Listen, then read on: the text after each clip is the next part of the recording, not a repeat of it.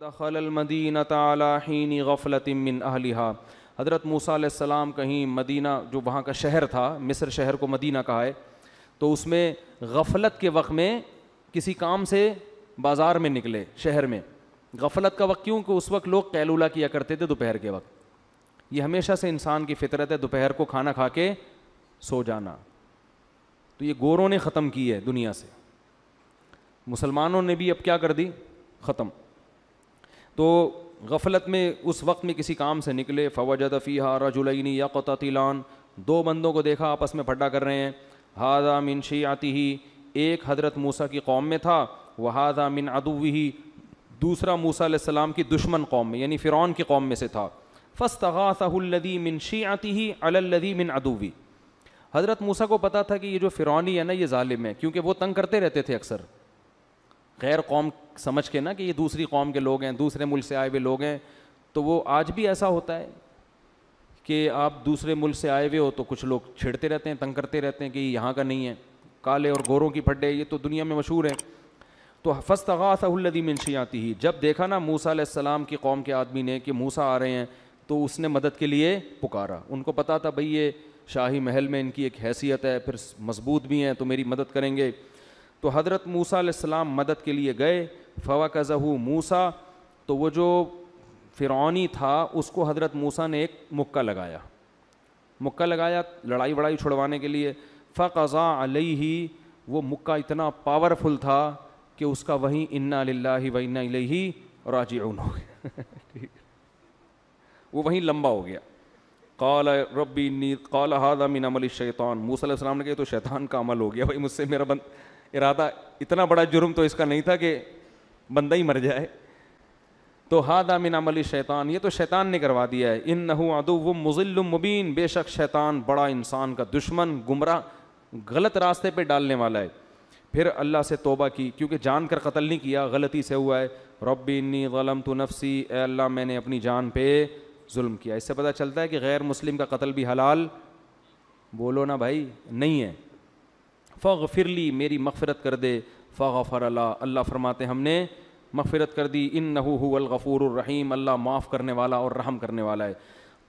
اچھا اگلے دن موسیٰ علیہ السلام، اچھا یہ واقعے کا کسی کو پتہ نہیں چلا، صرف اس بنی اسرائیلی کو پتا تھا کہ حضرت موسیٰ نے بندہ مارا ہے اور میری خاطر مارا ہے. کسی کو نہیں پتا تھا. بات دب گئی.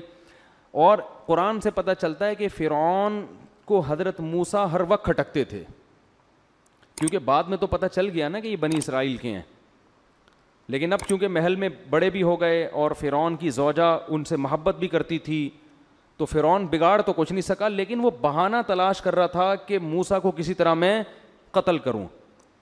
تو اب جب ایک لاش دیکھی گئی ہے تو فرعونیوں نے فوراً تفتیش شروع کر دی کہ ہمارا بندہ مارا کس نے ہے، لیکن کوئی گواہی دینے والا، کوئی اطلاع دینے والا تھا ہی نہیں. تو یہ بات دب گئی. اگلے دن موسیٰ علیہ السلام پھر نکلے. خائفا یترقب، خوف بھی ہے آپ کو کہ کہیں پتہ نہ چل گیا ہو کسی کو کہ میں نے قتل کیا ہے. یترقب تو نگرانی کرتے ہوئے جا رہے ہیں کہ بھئی ایسا نہ ہو کہ کوئی مجھ پہ شک کرے. تو ایسے نا کہ اگر تھوڑا سا بھی کوئی بات لیک آؤٹ ہوتی ہے تو میں اپنی جان بچاؤں پھر.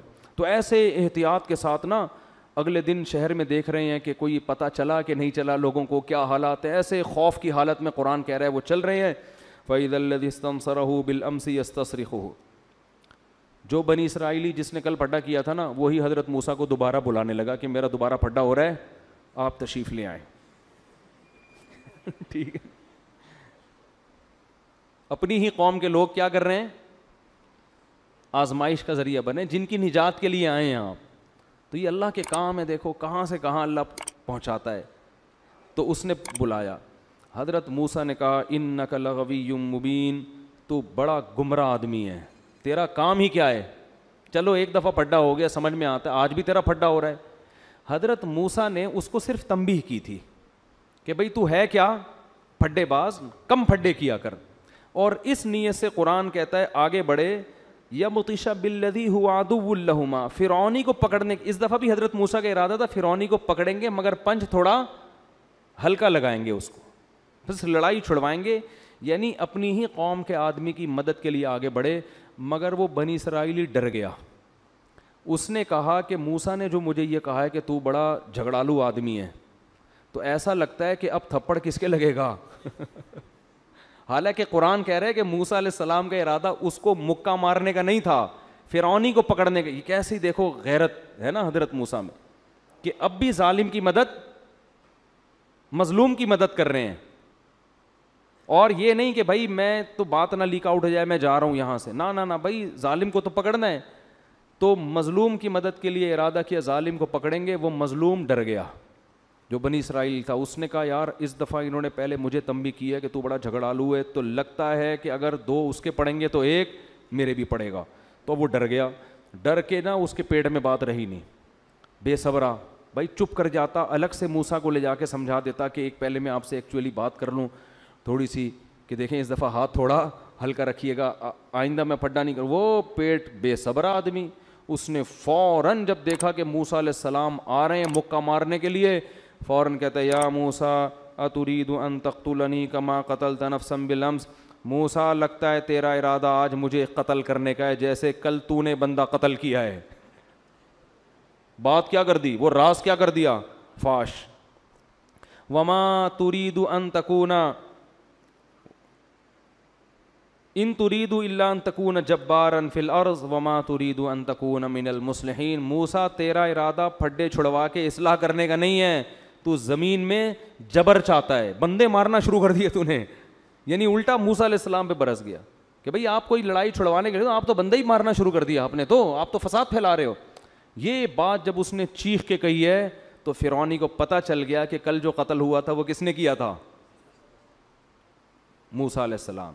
فوراً یہ بات دربار میں پہنچی، اور دربار میں کیونکہ حضرت موسیٰ رہے ہیں فرعون کے محل میں، تو وہاں کچھ لوگ آپ سے محبت بھی کرتے تھے، آپ کے تقوی، آپ کی جو نیکی ہے اس کی وجہ سے. تو فرعون نے سارے دربار والوں کو جمع کیا، سب کا یہ مشورہ ہوا، اسمبلی میں قانون پاس ہوا کہ موسیٰ کو کیا کر دیا جائے، قتل.